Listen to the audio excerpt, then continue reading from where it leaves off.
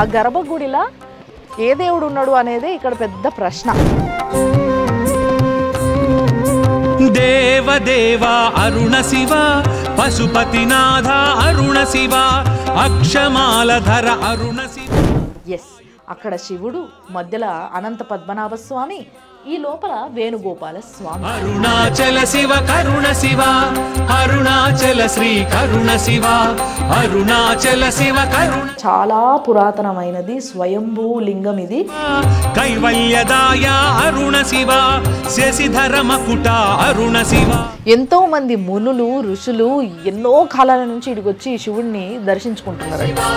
అరుణాచల శివ కరుణ శివ అరుణాచల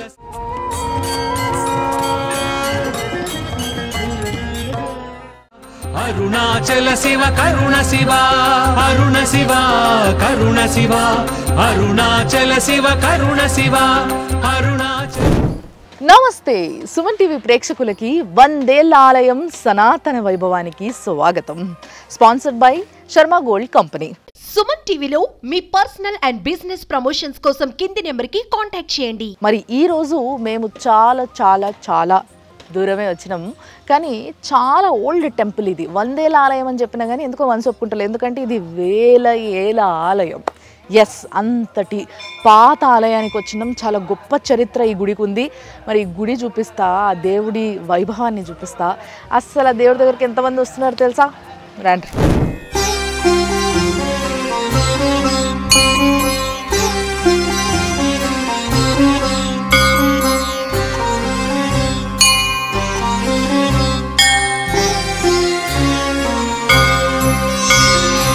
అమలకనకవర్ణం ప్రజ్వలత్పావకాక్షం సరసిజనిభవక్త్రం సర్వదా సుప్రసన్నం. అసలు ఎంత హైట్ మీద ఉంది తెలుసా ఈ కన్స్ట్రక్షన్ అంతా కూడా. అయితే ఇదంతా చూస్తే మీకు ఒకటి గుర్తుకు రావాలి. Yes, 1000 pillars temple. ఎందుకు గుర్తుకు రావాలంటున్నో ఇంకా జర లోపల పోతే మీకు ఇంకా డీటెయిల్గా అర్థమవుతుంది. బట్ ఈ బయట నుంచి చూస్తే మీకు ఈ నక్షి కనిపిస్తుంది కదా, ఆ డిజైన్, ఆర్కిటెక్చర్ ఏదైతుందో ఇది ఇప్పటిది కాదు. ఇప్పుడు ఎవరైనా చేయమంటే కూడా చాలా కుస్తీ పడతారు, అసలు ఇట్లా చేస్తలేరు కూడా, చాలా ఈజీగా అయిపోయేటట్టు చూసుకుంటున్నారు. బట్ ఇది మాత్రం 11వ శతాబ్దంలో చేసింది అనడానికి ఫస్ట్ ఈ రాళ్ళే చాలా చాలా చాలా గుర్తింపునిస్తాయి అన్నట్టు ఈ గుడికి. కాబట్టి ఈ లోపల ఉన్న ఆర్కిటెక్చరు, బయట ఉన్న ఆర్కిటెక్చరు, ఇంకా గుడి లోపల కూడా మీరు గుడి లోపల చూస్తే అయితే పరేషాన్ అవుతారు. ఎందుకంటే 1000 పిల్లర్స్ టెంపుల్లో 1000 పిల్లర్స్ ఉంటాయి, ఇలా కొంచెం తక్కువ ఉంటాయి, అంతే తేడా. సేమ్ యాజ్ ఇట్ ఈజ్ అన్నట్టు మిగతాదంతా కూడా. సో చూసారు కదా, ఇదంతా కూడా రాళ్ళు. అప్పట్లో మీకు తెలుసు కదా, ఒకదాని మీద ఒకటి సెట్ చేసేటోళ్ళు, సైజ్ని బట్టి, షేప్ని బట్టి, దేని తర్వాత ఏది రావాలో నంబర్లు రాసుకొని సెట్ చేసేటోళ్ళు. అట్లా సెట్ చేసినవి తప్పితే వీటి మధ్యలో మినిమం ఏ చిన్న సిమెంట్ కానీ లేకపోతే మట్టి కానీ ఇట్లా ఇది లేదన్నట్టు మ్యాటర్. మధ్యలో ఓన్లీ రాళ్ళని సెట్ చేసారు. అంటే ఇలాంటి కన్స్ట్రక్షన్స్ ఎన్ని జన్మలైనా కూడా అట్లనే ఉండిపోతాయేమో అనిపిస్తుంది నాకు. అంటే వీటిని అంత ఈజీగా డెస్ట్రాయ్ చేయలేరు ఎవరైనా. ఈడ ఈ స్టెప్స్ చూసిర్రా ఎంత పెద్ద పెద్ద ఉన్నాయో. మోకాల పర్వతం అంటాం చూసిర్రా మనం తిరుపతిలో, అంతంత ఎత్తున్నాయి. ఇట్లా నిలబడితే ఆల్మోస్ట్ నా మోకాల హైట్కి వచ్చింది. అండ్ ఈ స్టెప్స్ మీద కూడా ఈ ముందు సైడు సేమ్ అక్కడ కనిపిస్తున్న ఆ పువ్వు డిజైన్ కనిపిస్తుంది. చూడండి, చూసారు కదా ఈ రాయి అంటే గ్రనైట్. ఇలాంటి గ్రనైట్తోని కన్స్ట్రక్షన్ అనేది ఇప్పట్లో గుళ్ళు ఎవ్వరు కడతలేరు. అండ్ ఇగో ఈడ చూడండి, ఇది నేను చెప్పింది.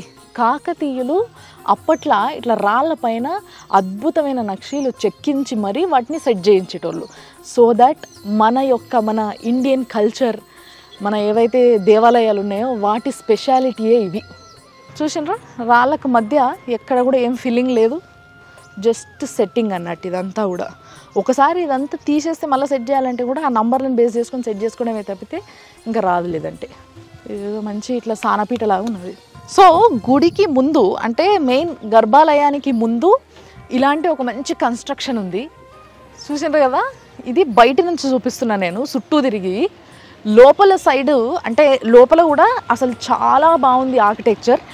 అండ్ ఇంకొకటి ఏంది అని అంటే ఈ గుడికి ముందు అంటే మెయిన్గా గర్భగుడికి లోపలికి అంటే ఇట్లా లోపల సైడ్ గర్భగుడికి ఎదురుగా ఇలాంటి ఒక కన్స్ట్రక్షన్ ఉంది అన్నట్టు. మరి ఈ కన్స్ట్రక్షన్ లోపల ఏముంది?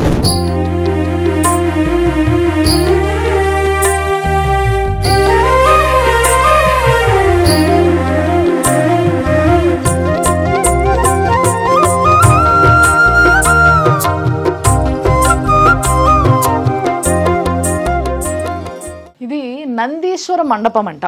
అంటే నందికి సెపరేట్గా మండపం కట్టిర్రు అన్నట్టు. మామూలుగా అయితే శివుడి ముంగట నంది అట్లా అని వెయిట్ చేస్తూ ఉంటాడు కదా, మనం అందరం వచ్చి పర్మిషన్ తీసుకుంటామని. కానీ ఇక్కడ మాత్రం సెపరేట్ మండపం కట్టుంది. అంటే ఎంతో పాత ఆలయం కాబట్టి, ఎంతో ఎక్కువ జాగాలలో విస్తరించి ఉండేటివి కాబట్టి అప్పట్లో ఇట్లా సెపరేట్గా కూడా కట్టేటోళ్ళు. అండ్ ఇంకోటి, ఈ పిల్లర్ చూసిర్రా, 1000 పిల్లర్స్ టెంపుల్లో same as it is pillars ఉంటాయి, కొంచెం పెద్దగా ఉంటాయి, పొడవు ఎక్కువ ఉంటాయి. అండ్ అక్కడ తెలుసు కదా మీకు, ఇళ్ళ నుంచి వెళ్ళి ఇట్లా అని సన్నది ఏదన్నా ఇట్లా తీగ లాంటిది పెడితే ఇటు నుంచి వస్తుంది, అలాంటివన్నీ కూడా ఇట్లా అంటే అవన్నీ చూసుకొని చెక్కిండ్రు. అంటే ఎంత గొప్ప ఆర్కిటెక్చర్స్ అయ్యి ఉంటే అంతటి యూనో కళా నైపుణ్యాన్ని వాళ్ళు ప్రదర్శించుంటారు. And at the same time ఇక్కడ నాగదేవత కూడా ఉంది లోపల, చిన్న నాగదేవతని ప్రతిష్ఠించారు చాలామంది, మీకు తెలుసు కదా. మరి ఇప్పుడు నాకు ఎదురుగా ఇట్లా మంచిగా పెద్దగా గర్భగుడి కనిపిస్తుంది. ఆ గర్భగుడిలో ఏ దేవుడు ఉన్నాడు అనేదే ఇక్కడ పెద్ద ప్రశ్న, అదే నేను చెప్తా. కానీ బయటికి మాత్రం సూర్యునికి నాకు కృష్ణుడు కనబడుతున్నాడు పైన. నాకు ఎదురుగా సేమ్ ఇదే హైట్లో గర్భగుడి కనిపిస్తుంది. ఆ గర్భగుడిలో 2 కాదు 3 దేవుళ్ళు ఉంటారు. అయితే గర్భగుడిలో మనకి మెయిన్గా ఒక గోపురం కనబడుతుంది, కానీ బయట నుంచి చూస్తే చూడండి, నాకు ఇక్కడొకటి ఇక్కడొకటి వెనకాల ఒకటి అంటే మధ్యలో ఒకటి, సో 3 గోపురాలు కనిపిస్తున్నాయి. మరి బయట చూడనీకేమో శ్రీకృష్ణుడు మాత్రమే కనిపిస్తుండు. అసలు ఏందబ్బా ఈ గుడి, ఈ డౌట్ మీ అందరికీ రావచ్చు, డెఫినెట్లీ రావాలి కూడా. అయితే నేను చెప్పేది ఏంటి అని అంటే, దీన్ని త్రికూటాలయం అంటారంట. త్రికూటాలయం ఏందబ్బా కొత్తగా విచిత్రంగా వినిపిస్తుంది అని అనుకుంటున్నారు కదా. అంటే ఈ లోపల 3 దేవుళ్ళు కలిసి ఉంటారు అన్నట్టు. మరి ఆ 3 దేవుళ్ళు ఏంది, దేవుడు మామూలుగా చెప్పడమే వచ్చింది కాశీ విశ్వేశ్వరాలయానికి అని చెప్పుకున్నాం. మరి అలాంటప్పుడు శివుడే ఉండాలి కదా, మళ్ళీ 3 ఎవరు అనే డౌట్ మీకు డెఫినెట్లీ వస్తుంది కదా. అది ఎవరు, అసలు ఏంది, మరి ఎట్లుంటుంది లోపల గుడి అనేది మాత్రం నేను ఇప్పుడు లోపలికి పోయి చెప్తా, మీరు కూడా నన్ను ఫాలో గా.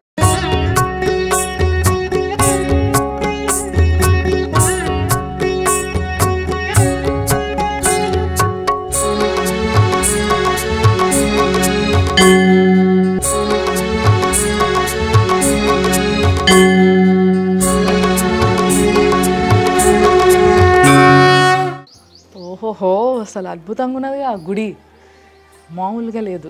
చూడండి, ఇవి సేమ్ పిల్లర్స్ చెప్పిన నేను, మంచి కూర్చోనికి జాగేసారు వీటితో ఇట్లా అని. అండ్ ఈ పిల్లర్స్ ఏవైతే ఉన్నాయో, ఈ పిల్లర్స్ అన్నీ కూడా యాజ్ ఇట్ ఈస్ మనము 1000 పిల్లర్స్ టెంపుల్లో చూసే పిల్లర్స్ ఇవి.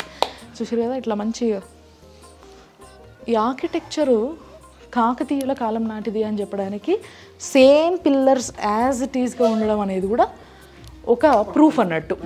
చిన్నగా చల్లగా ఉన్నది గుడి నిజంగా. సో ఫస్ట్ నేను చెప్పిన కదా త్రికూటాలయం అని బయట నిలబడి, ఇంతకీ త్రికూటాలయం అంటే ఏంది, ఎందుకు అంటున్నారు అట్లా అనేది ఒక పెద్ద డౌట్గా మిగిలిపోయింది కదా. ఎందుకంటే ఈ గర్భగుడిలో 3 దేవుళ్ళు ఉన్నారు. ఎస్, ఆ 3 ఎవరు అంటే, ఒకటేమో ఆ ఈశ్వరుడు, శివుడు. ఎస్, ఎందుకంటే ఈ గుడిని మనము కాశీ విశ్వేశ్వర ఆలయం అంటున్నాం కదా.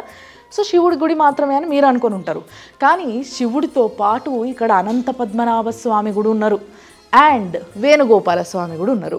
అయితే వేణుగోపాల స్వామి ఏమో నార్త్ సైడ్ ఉన్నారు, సౌత్ సైడ్ ఏమో శివుడు ఉన్నాడు, అంటే కాశీ విశ్వేశ్వరుడు ఉన్నాడు. మధ్యలో అంటే వెస్ట్కి ఇట్లా స్ట్రైట్ ఎదురుగా గర్భగుడిలోకి రాగానే ఎదురుగా మాత్రం అనంత పద్మనాభ స్వామి మంచి ఇట్లా అని చేయబెట్టుకొని తల కింద అట్లా కొంచెం రెస్ట్ తీసుకుంటుండ అన్నట్టు. సో మనం ముందైతే యాగో శివుడిని చూసిరు కదా, కొంచెం లోపల రండి, ఇంకా డీటెయిల్గా చూపిస్తా, నేను అభిషేకం కూడా చేస్తా.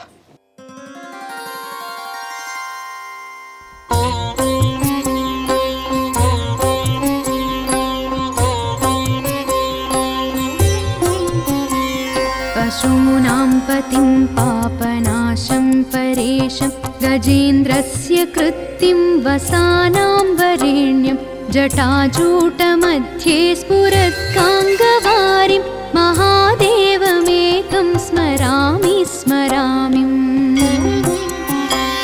महेशं सुरेशं सुरारातिनाशं विभुं विश्वनाथं विभूत्यङ्गभूषं विरूपाक्षमिन्वर्कवह्नित्रिनेत्रं सदानन्दमीडे प्रभुं पञ्चवक्त्रम् गिरीशं गणेशं गले नीलवर्णं गवेन्द्राधिरूढं गुणातीतरूपम्.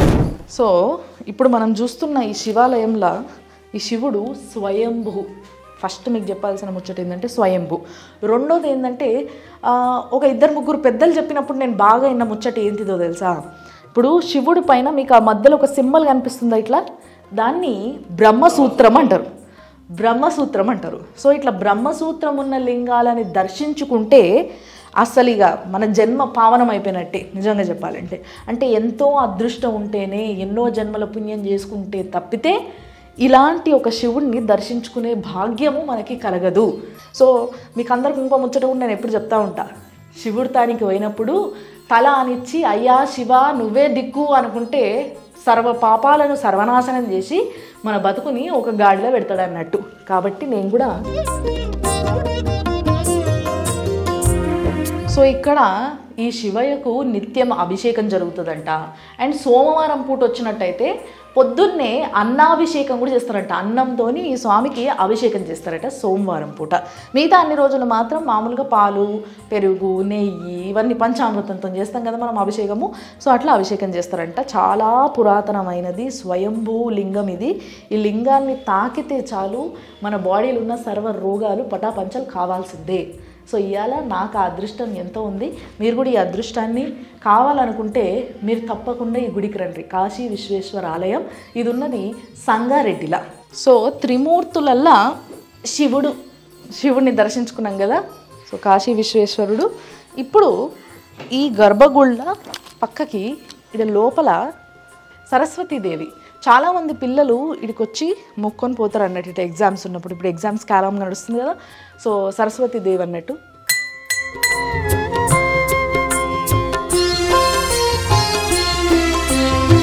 మీకు ఎదురుగా రాగానే మనకి ఎక్కడైనా కానీ విఘ్నాలు తొలగించేటోడు ఉండాలి కదా. ఎస్, విఘ్నేశ్వర స్వామి. కాబట్టి విఘ్నేశ్వర స్వామిని కూడా మొక్కుందాం.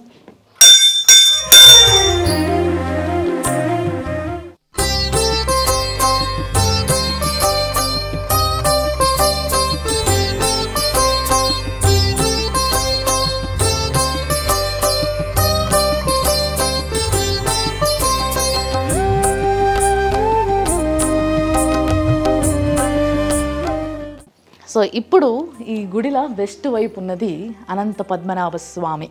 ఎస్, మీరు దీనికన్నా ముందు బాగా గమనించాల్సింది ఏంటంటే ఇప్పుడు ఆ గుడికి ఈ గుడికి మధ్య ఎంతటి నక్ష ఉన్నది చూసారా. అసలు అంతా కూడా ఈ వర్క్ ఏదైతే ఉందో అంత ఈజీగా ఈ రోజులలో చేసే వర్క్ కాలేదు. అండ్ రాళ్ళు కూడా ఎంతో పురాతనమైనవి. ఎన్నో సంవత్సరాలుగా ఈ గుళ్ళు ఎన్నో పూజలు నోచుకున్న గుళ్ళు కాబట్టి ఎన్నెన్నో కొన్ని లక్షల పూజలు అయి ఉంటాయి.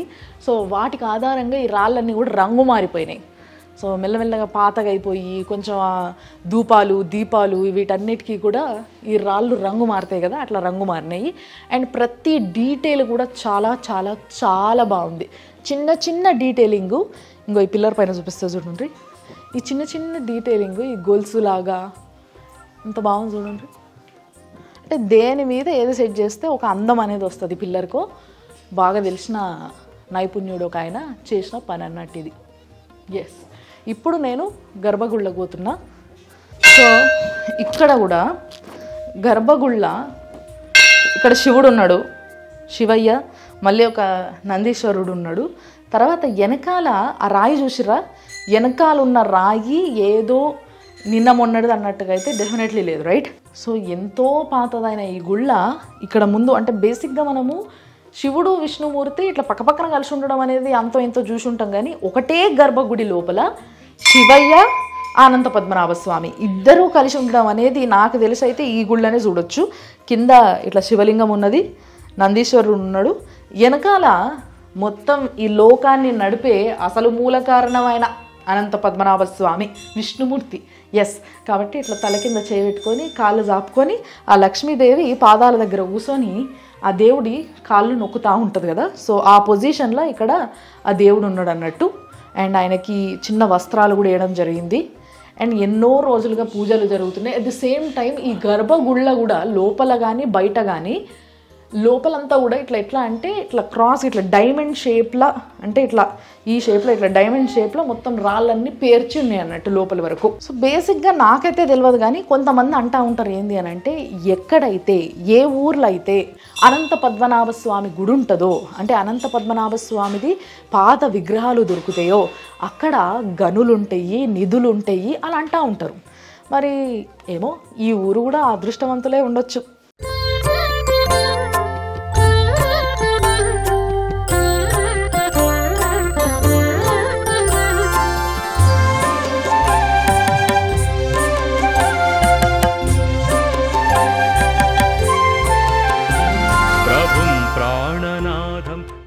ఇప్పుడు మనము ఈ గర్భగుడి లోపల నార్త్ వైపుకి వచ్చినాం. నార్త్ వైపు ఇది కూడా చాలా పాత రాయిలాగా కనిపిస్తుంది. ఆ రాయి పైన ఉన్నది వేణుగోపాల స్వామి, సత్యభామ రుక్మిణి సమేత వేణుగోపాల స్వామి. మీకు అందరికీ తెలుసు కదా, వేణుగోపాల స్వామి అంటే శ్రీకృష్ణుడు. అందుకే చేతిలో మంచిగా మురళి పట్టుకొని అటుపక్క సత్యభామ, ఇటుపక్క రుక్మిణీదేవి, ఈ కిందనేమో గోమాతలు. సో ఇట్లా విగ్రహము సంపూర్ణంగా కనిపిస్తుంది. శంకు చక్రాలు, అసలు ఎంత వైభవంగా ఉంటాడో. ఆ పాత విగ్రహాలలో ఉండే కళనే వేరబ్బ నిజంగా. ఎక్కడ మీరు వేణుగోపాల స్వామిని చూసినా శ్రీకృష్ణుడు 8 మంది భార్యలు గలోడు అయినప్పటికీ సత్యభామ రుక్మిణీదేవులు మాత్రము ఈ ఏమంటారు అదృష్టాన్ని నోచుకున్నారు అన్నట్టు. ఇట్లా ఆ శ్రీకృష్ణుడికి అటువైపు ఇటువైపు సత్యభామ రుక్మిణి సమేత శ్రీకృష్ణుడు అంటే వేణుగోపాల స్వామి ఈడ మనకి దర్శనమిస్తుంది అన్నట్టు. ఇప్పుడు అర్థమైందా మీకు దీన్ని త్రికూటాలయం అని ఎందుకు అంటారు అనేది? ఎస్, అక్కడ శివుడు, మధ్యలో అనంత పద్మనాభ స్వామి, ఈ లోపల వేణుగోపాల స్వామి అంటే శివకేశవులు అంటారు కదా. సో శివుడు కేశవుడు వీళ్ళిద్దరూ కలిసి ఉన్న ఆలయమే ఈ ఆలయం. కాబట్టి దీన్ని త్రికూటాలయం అంటారు అన్నట్టు.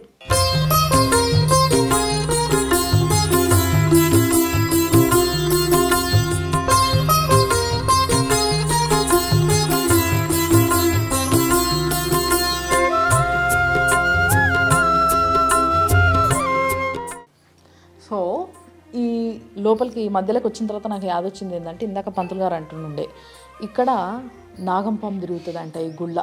సో ఇక్కడ కూడా ఒక స్వామి ఉన్నారు. మరి ఆ స్వామిని అడుగుదాము. ఎప్పటి నుంచో ఈ గుడికి వస్తారు కావచ్చు ఈ ఊరోళ్ళే. మరి స్వామి నమస్తే. ఓం నమ శివాయ. ఓం నమ శివాయ. సో మరి ఈ గుడికి రెగ్యులర్గా వస్తుంటారా మీరు? 20 సంవత్సరాల నుంచి నేను దీక్ష చేస్తున్నా శివ, ఇక్కడ మండల దీక్ష.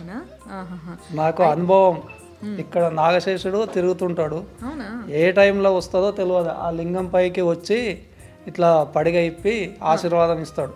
ఇక్కడ చాలా విశిష్టత ఉంది కాశీ విశ్వనాథం. అండ్ ఈ గుడికి ఎంతో ఎంతో ప్రాముఖ్యత ఉన్నది కాబట్టే వీడికి ఇప్పటికీ కూడా ఎంతోమంది భక్తులు వస్తూ ఉంటారు. ఆ భక్తులందరికీ కూడా ఈ గుడి అంటే ఎంతో ఇష్టం అనేది వాళ్ళ మాటలల్లో బాగా అర్థమవుతుంది. అయితే ఎన్నో సంవత్సరాల నుంచి ఉన్న ఈ గుడి మీ గ్రామంలో మీ ఊర్లో ఉండడం అనేది నిజంగా మీ అదృష్టం అనే చెప్పాలి. ఈరోజు మేము దర్శనానికి వచ్చినాం కాబట్టి మా అదృష్టం అనే చెప్పాలి. మీరందరూ చూస్తారు కాబట్టి మీకు కూడా అదృష్టం ఉందని. థ్యాంక్ యూ స్వామి.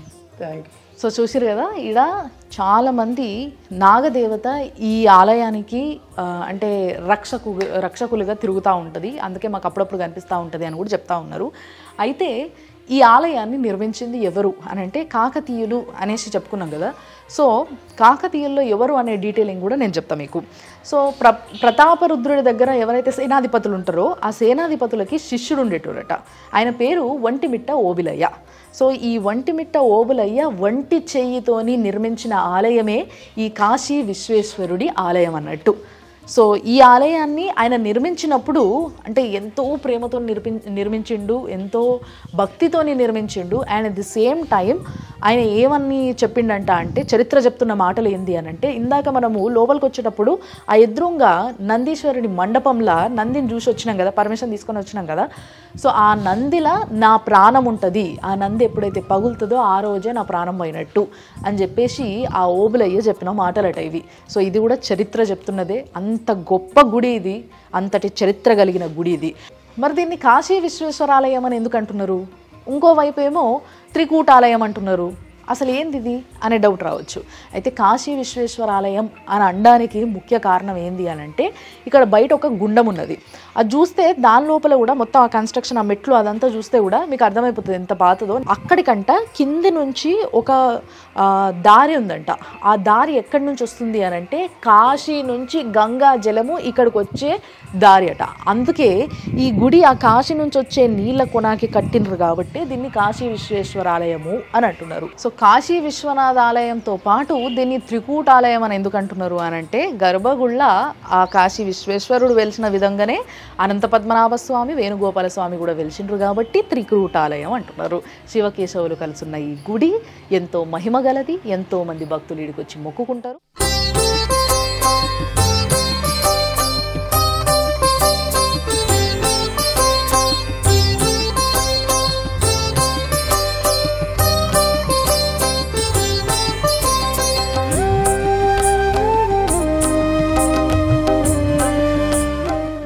ఇది ఈ వారం 100 ఏళ్ల ఆలయం సనాతన వైభవం, sponsored by Sharma gold company. చూసారు కదా. సో ఇట్లాంటి ఇంకో గుడితోని మళ్ళొచ్చే వారం కలుద్దాం. అప్పటి వరకు మీరు చూస్తూనే ఉండండి సుమన్ టీవీ.